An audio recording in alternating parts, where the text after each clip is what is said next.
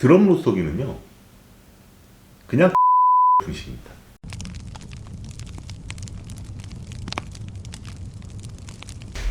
오늘 로스팅 두 번째 시간 갖도록 해보겠습니다. 전 시간에 이제 화재에 대해서 얘기를 많이 했는데 다시 한번 화재에 대해서는 좀 더 집중적으로 여러분들이 공부를 하셔야 될 것 같은 생각이 듭니다.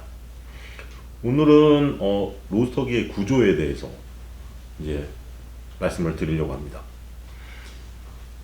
근데 요즘 유튜브를 보다 보니까 굉장히 마법 같은 얘기를 굉장히 많이 하시더라고요. 모두 다른대로의 생각을 가지고 얘기하는 거겠지만 용기가 있는 건가? 정확하지도 않은 정보를 그냥 말해버리시는 분들이 계시더라고요. 이제 여러분들도 이제 뭔가 정확한 걸 아셔야 될 때가 되지 않았나라는 생각에서 합니다. 그래서 로스팅 교육을 하시는 분들도 이 방송 보시면 한 번 정도 더 생각을 한번 해보시면 굉장히 좋은 자료가 될 것 같아요. 오늘 로스터기의 구조입니다. 흔히들 사람들은 로스터기를 직화식 또는 열풍식 또는 반열풍식 이렇게 구별을 하죠. 근데 드럼 로스터기는요 그냥 다 반열풍식입니다. 근데 우리나라 사람들은 직화와 열풍이냐 반열풍이냐 이거를 드럼 로스터기에서 굳이 나누셔야 된다고 생각을 하시는 것 같아요. 그럼 지금부터 제가 간단하게 왜 이렇게 구분을 로스터기를 하시면 구분이 안 되는지에 대해서 설명을 드릴게요. 자, 우리 지구가 있습니다. 그 다음에 그 지구를 둘러싸고 있는 대기가 있죠. 그럼 이제 또 지구를 대표주고 지구에 생명을 불어넣고 하는 것들이 있죠. 그죠? 이게 없으면 죽잖아요. 태양이 있습니다. 어떤 보면 지구 에너지의 근원이라고 하죠. 지구 에너지의 근원. 그럼 쉽게 얘기해서 이 태양에서 우리 쪽으로 뿌려주는 이 빛에는 대량의 열을 가지고 지구까지 도착하게 되죠. 거기서 나오는 빛의 광선, 그런 광선들이 지구를 덮게 되고 대기를 거쳐서 지구 표면까지 도달하게 됩니다. 우린 이걸 복사열이라고 하는데요. 이 복사열이 지구를 데피면서 대지가 데펴지고 그러면서 지구의 공기의 순환에 의해서 대류가 발생을 합니다.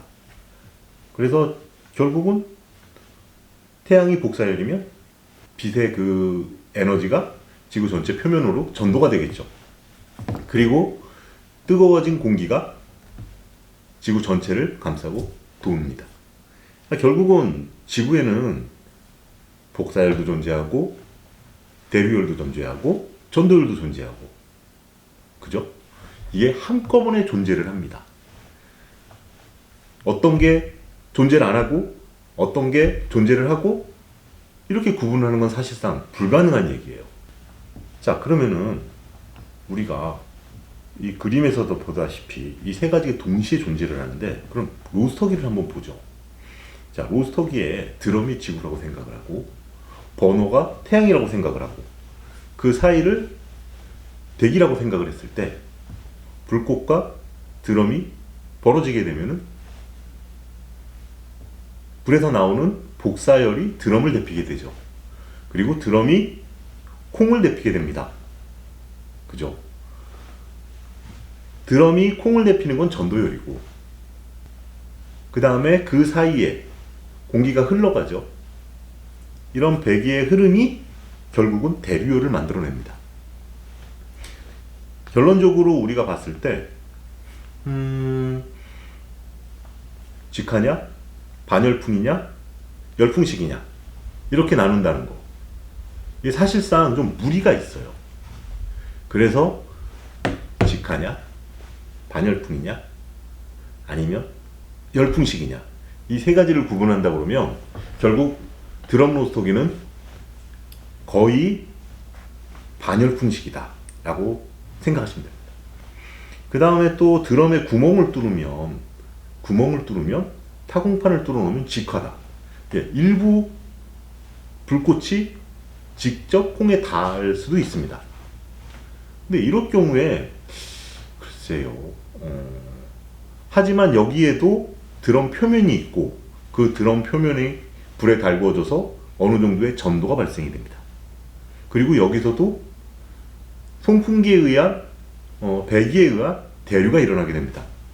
결론적으로 드럼에 구멍이 뚫렸냐 안 뚫렸냐 이거와 상관없이 결론적으로는 반열풍식 로스터기가 됩니다.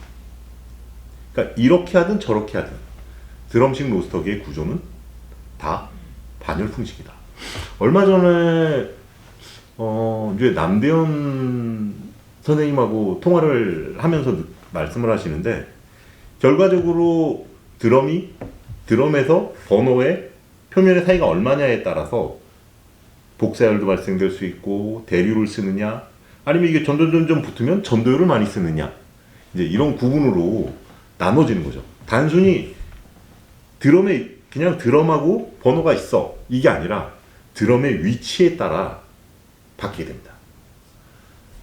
그래서 선생님은 정말 많은 생각을 하시는구나 라는 생각을 많이 하게 됐는데, 이런 것들에 대한 구조는 정확하게 알고 계셔야 돼요. 쉽게 말씀드려가지고 버너와 드럼 사이가 멀어지게 되면은 불꽃이 직접 드럼에 닿지 않게 되고, 그러면 불꽃의 끝에 있는 복사열에 의해서 드럼이 데펴지게 되고요. 그 드럼이 콩에게 전도를 하게 됩니다. 동시에 뒤쪽으로 돌아 들어가는 대류열에 의해서 콩을 굽게 되는 거죠. 이런 현상들이 발생이 되는 거고, 또 드럼이 점점 불꽃이 위로 올라오게 되면 복사가 아닌 그 버너의 불꽃이 직접 드럼을 떼게 되고, 이럴 땐 전도율을 극도로 많이 쓰게 되죠. 그래서 이런 식으로 로스터기 개발자들은 생각을 많이 합니다. 어떤 것이 로스팅에 유리한 것인가, 이런 걸 생각해 가지고 드럼의 위치와 버너의 위치와 그 다음에 공기의 흐름까지 생각을 하게 되죠. 많은 분들이 디드릿과 롤링이나 이런 것들에 대해서 반열풍식이냐 열풍식이냐 이런 걸 구분하려고 노력들 하세요. 근데 사실 다 반열풍입니다. 그리고 디드릭은 직화냐 반열풍이냐 열풍식이냐를 구분하기 전에 전도율을 많이 쓰는 반열풍식 로스터기라고 보시는 게 맞습니다. 디드릭은 보면은 드럼 위에 바로 이렇게 놓여져 있거든요. 그러다 보니까 드럼의 심각한 열화를 막기 위해서 세라믹 버너를 통해서 그렇게 불꽃이 크지 않은 버너를 선택하게 되죠. 이만큼 로스터기를 개발하는 사람들 입장에서는 드럼의 재질, 그 다음에 드럼 버너 속터, 드럼의 위치, 그 다음에 이런 것들을 로스팅을 어떻게 내가 로스터기를 설계할 것이냐, 나는 대류를 좀 더 중심으로 쓸 것이냐, 안정된 콩을 만들기 위해서 어떤 선택을 하느냐, 이런 것들이 나눠지게 됩니다. 결국은 개발자의 생각과 그런 것들이 들어가게 되는 거죠. 이게 조화를 잘 안 맞게 되면은 콩이 로스팅 과정에서 일부가 탄다든지 여기에 좋지 않은 그런 효과들이 되죠. 그런 위치에 따라서 내가 열풍을 쓸 것이냐, 전도열을 쓸 것이냐, 대류열을 쓸 것이냐에 따라서 드럼의 날개 모양도 바뀌게 되는 거거든요. 그러니까 여러분들이 굳이 이렇게 구분을 한다, 이건 굉장히 사실은 너무 힘듭니다. 자, 여러분들이 왜 직화, 열풍, 반열풍식으로 나누는 게 무리가 있는지에 대해서 개발자로서 여러분들에게 말씀을 드린 거고요. 이 시간은 여기서 마치도록 하고요. 다음 시간에는 그럼 어떻게 나눠야 되는지에 대해서 한번 알아보도록 하죠.